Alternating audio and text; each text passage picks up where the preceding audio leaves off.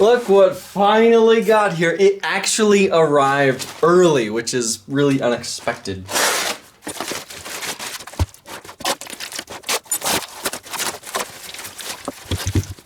Ooh. Look at these things. Oh, they're a little bit bigger than I thought. And here is the clutch lever. So these are what I bought from China. These are what took forever to get here. The main reason I bought them is because this has a remote reservoir for the brake, so therefore I can mount it like this and it will still work. I can just simply move this like that. So therefore, yeah, so hopefully these will work. Let's install them and see what they look like.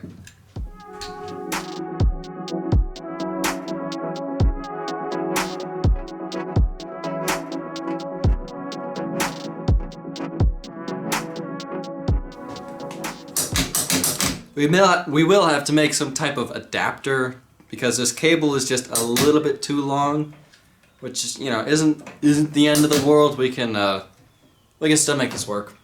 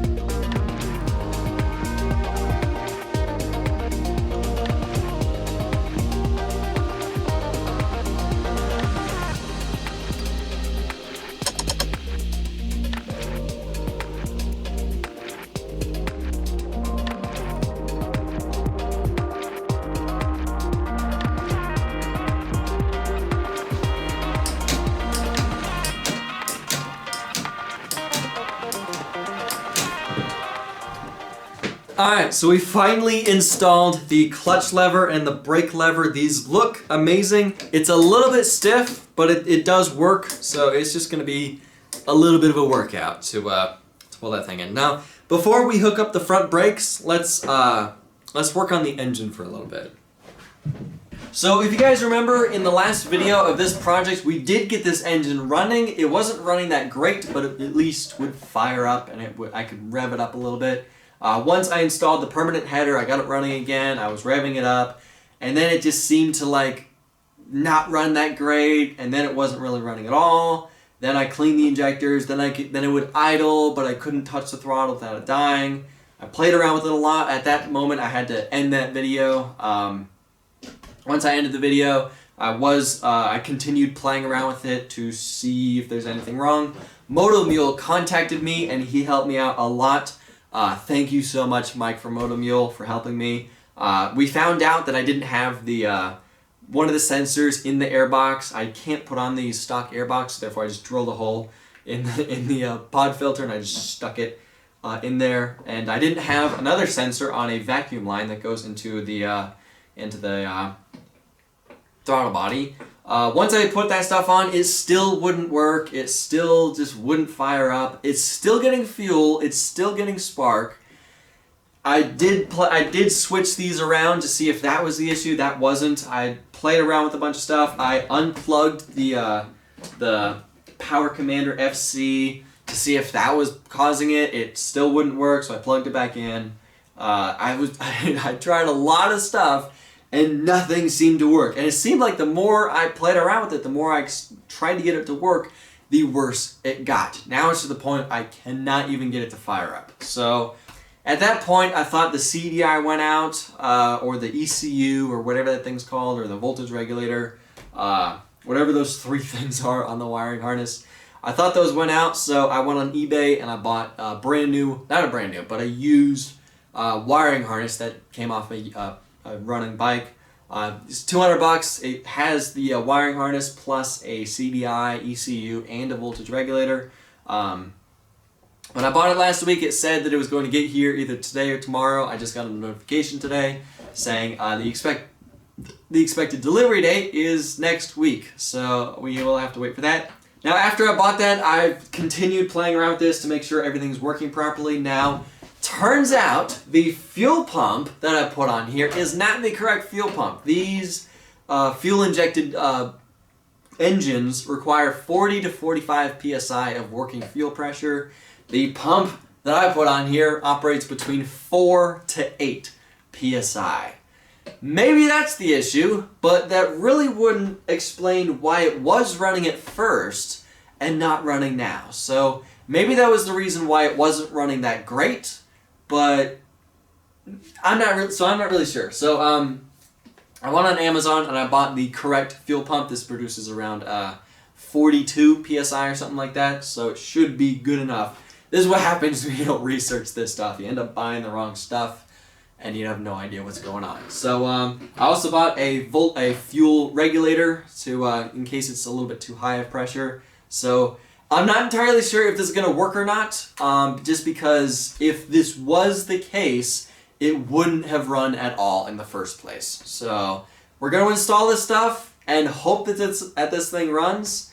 If it doesn't, then it's probably the CDI, or it's probably a sense like the timing sensor, maybe the timing sensor on this thing.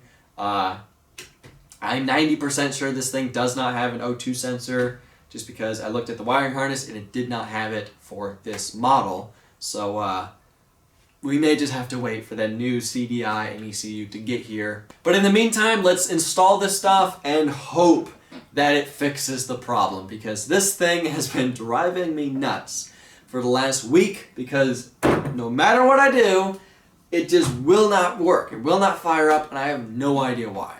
Plus, I don't know enough about these engines to problem solve anything, so I'm doing the only thing I know how, is just throw money at it and hope that it eventually solves a problem.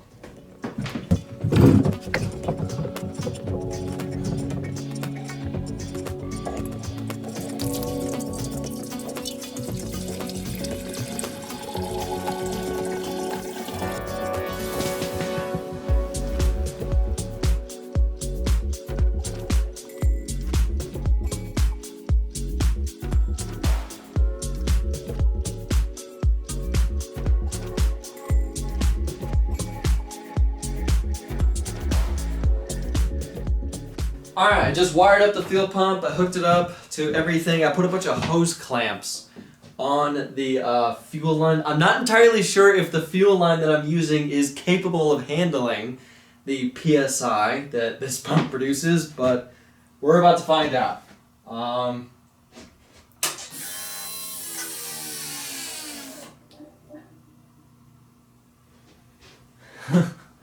We are up to 60 psi. So let's turn it back on and see what it does. Holy crap. Okay, the fuel line is like bulging at the seams. This thing just jumped up to 100 psi. Look at this, it's up to 100 psi. Oh my lord. I gotta turn that down a lot. First I gotta bleed this thing somehow. So that doesn't seem to, it didn't seem to fix the problem. For some reason I can't get the regulator to work. As soon as I turn this thing on, the pressure shoots up to 120 psi. I spent half the day yesterday trying to figure out how to set that thing up properly. I think I had it backwards at first. I flipped it around. It still didn't work. I looked up videos, how to set them up. Apparently I do have it set up properly. I looked at reviews of that regulator. Turns out the regulator is just a piece of garbage. It only got 2 stars on Amazon. More than half the reviews say that it's garbage, doesn't work, doesn't regulate, don't buy it, it's garbage. So yeah, it turns out that the regulator doesn't work. I tried to get it to run with the 120 psi fuel pressure. I felt like I was breaking it. I hope I didn't do any damage to the regulators or the to the injectors. It did not run. It did not work. It kind of like kicked over a little bit, but that's like the most it would do. I pulled the spark plugs out after turning them over, and they were completely soaked with gasoline. So I don't think that the fuel pressure is the main problem. I think it's one of the problems, but I don't think it's the main problem. So I still think it's electrical issues. I still think it's possibly the CDI, that's something, or the wiring harness or whatever. So hopefully the new wiring harness that I bought will solve that issue. But in the meantime, once we wait for the new CDI wiring harness, let's work on the fuel issue. Now, I looked up new regulators, new pumps. I couldn't find any. I am done trying to find a fuel pump that will fit for this. That'll fit for this thing. So instead, we are going to take the fuel pump that is designed for this engine and somehow fit this into the gas tank that we made. Now, unfortunately, I did break this trying to see if I could somehow take this apart and somehow just make this work for the pump that we need. So I broke this in the process trying to take it apart, so I had to buy a new one, which was $190, so very expensive mistake right there. Now I measured to see if this will fit in the gas tank that we made, if I can just simply drill a hole, take that, cut it off, and weld it onto the bottom of the gas tank that we have. Turns out that gas tank's too small. It needs to be 3/4 of an inch taller, so therefore this will physically fit on the inside. So we're gonna have to make a new gas tank. That thing took me over 2 days to make. So yeah, but if it solves the issue, if it solves the fuel problem, so be it. So I'm gonna take the gas tank off. I'm gonna cut this off. I'm gonna basically just make it 3/4 of an inch taller, weld that onto the bottom of it, and I'm gonna use this as a mock-up, and then once the one that I bought, once that thing gets here, we will use that one instead, because that one works, this one's broken. So hopefully this will solve the fuel problem. I don't think that the fuel problem is the reason why it's not running. I still think it's electrical issues, but hopefully this will solve the fuel problem, because this thing has multiple problems. Fuel problem, electrical problem, probably something else. Yeah, let's build a new gas tank.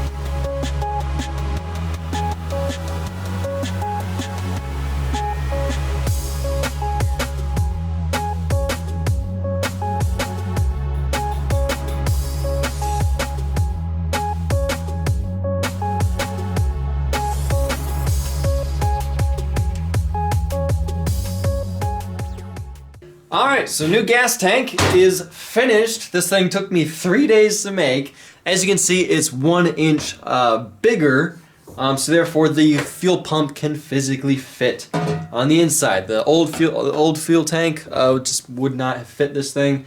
The new pump finally got here. This thing looks awesome, looks brand new. Hopefully it works. We will have to lower this sensor because remember this thing's mounting onto the bottom.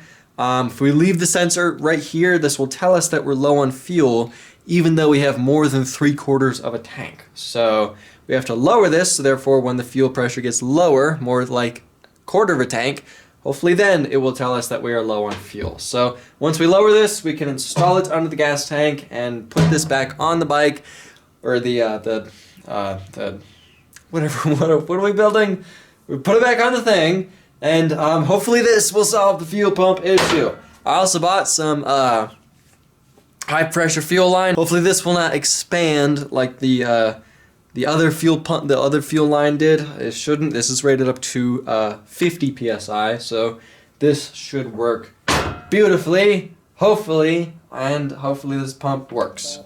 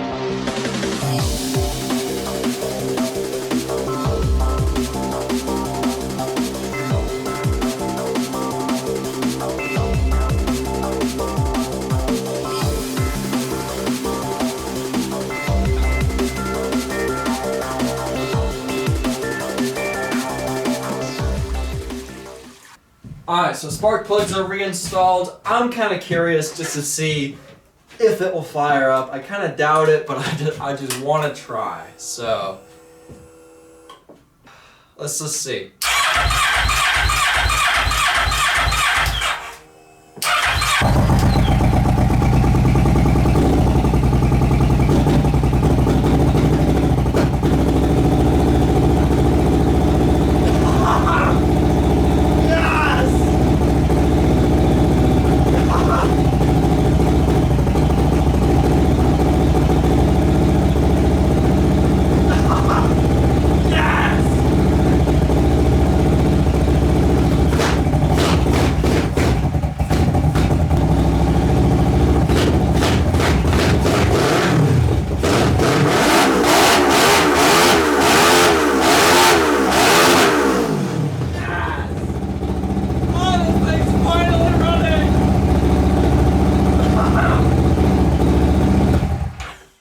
It's Sunday, I don't want to make too much noise. It finally works!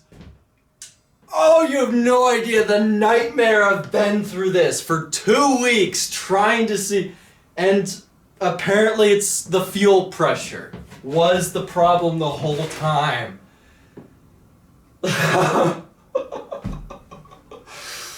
Oh man, it is so good to finally have this thing running.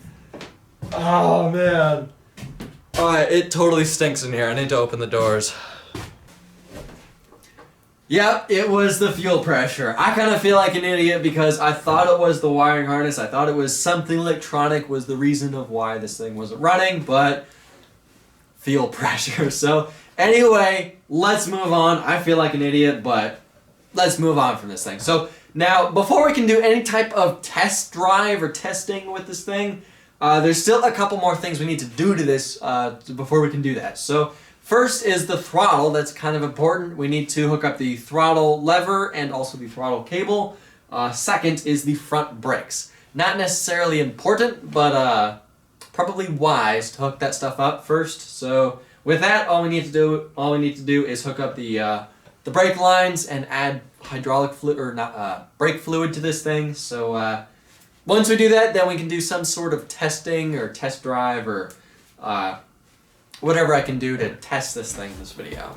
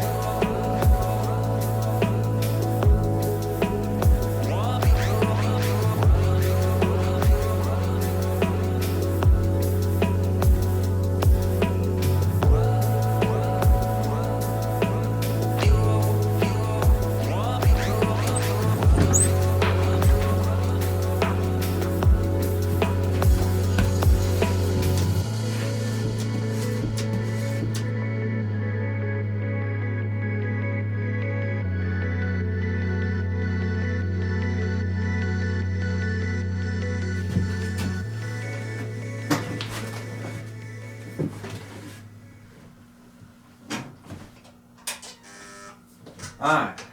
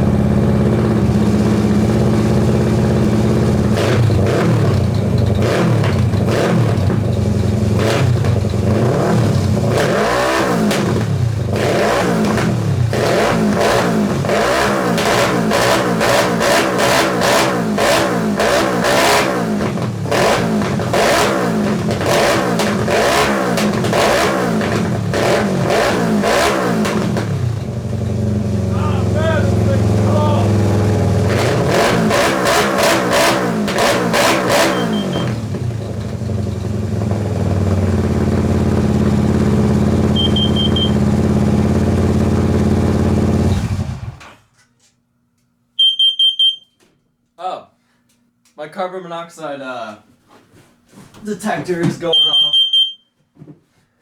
Good to know it works. So I'm not really sure what that test proved, besides that I guess it proves that the tires do turn. The clutch does work, the rear brakes do seem to work, and it does go through all the gears. So I guess it proves that. Now, I did want to do some type of test drive in this video, but it just took so long for me to finally get this thing running. We will have to wait for the next video to finally do a test drive of this. I don't want to do it now. If I did it now, it would be rushed. I really wouldn't be able to do a good job. Just due to not having a cameraman, it takes me a lot longer to do that kind of stuff. So I want to be able to take my time and do it right and put on a good show to show you guys what this thing can do. Now, I'll be honest, I'm a little terrified of this thing, so I'm going to try my best with showing what this thing can do. Don't expect much, because you guys have seen in the past how I drive stuff, so I will do my best with driving this thing, and I do want to have Lee come by and test drive this thing to see if he can rip this thing around a lot better than I can, so we will be doing that in the next video. So, but for now, I gotta end this video here. Now I have to thank Go Power Sports for sending us the parts we have used for this project: the seat, tires, the rims, the hubs, the shocks, the master cylinder, the brake calipers. All this stuff will be in the description below.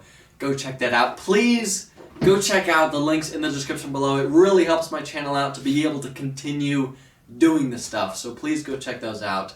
For now, I gotta end this video here. Thank y'all for watching. I'll see ya in the next video. We finally got this thing running. It took forever. It was such a nightmare. I wanted to take a baseball bat to this thing so many times, but it finally works. I'm probably not gonna say that in the video. Let's not admit that.